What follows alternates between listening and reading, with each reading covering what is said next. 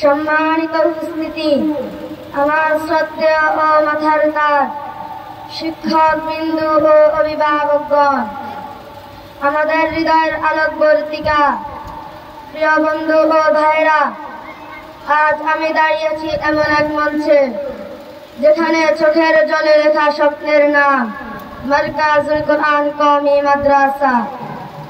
আজ আমাদের এই প্রতিষ্ঠানের 8 বছর পূর্ণতা। 1 বছরে আল কোরআনের প্রতিটি আয়াত আমাদের বুকের ভিতরে জমেছে।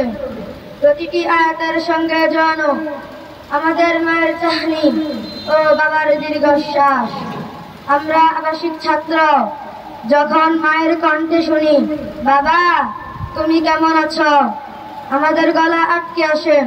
তবুও আম্মুকে বলি আমি খুব ভালো আছি। মা, আজ 1 পৃষ্ঠা মুখস্থ করেছি। আমাদের কষ্ট, আমাদের ঘুমহীন রাত, বাবা মায়ের আদরবিহীন দিন রাত, সব যেন একটাই উদ্দেশ্য, মা বাবার মাথায় জান্নাতের মুকুট পরাতে চাই। চিৎকার দিয়া বলেন ঠিক কিনা? প্রিয় উপস্থিতি, আপনারা জানেন হাফেজদের জন্য জান্নাতে এমন এক মাকাম নির্ধারিত আছে যা সাধারণ মানুষের কল্পনারও বাইরে।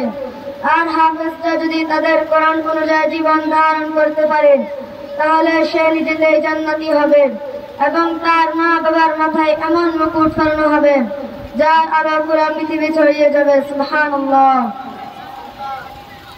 প্রিয় বন্ধু ও ভাইরা, আজ আমরা এখান থেকে প্রতিজ্ঞা করছি, আমরা কষ্ট করব কিন্তু থামবো না, আমরা হাঁটবো কিন্তু পিছিয়ে যাব না, আমরা শুধু কোরআন মুখস্থ রাখবো না, বরং কোরআনের চরিত্র ধারণ করব ইনশাআল্লাহ। সব শেষে বলছি, অত্র মাদ্রাসার ওস্তাদগণ আমাদের নিয়ে কষ্ট করেন, আমাদের নিয়ে চিন্তিত থাকেন, আমাদের নিয়ে কান্না করেন। আমরা দোয়া করি আল্লাহ তাআলা যেন ওনাদের নেক হায়াত দান করুক। আমিন। জাযাকাল্লাহু খাইর।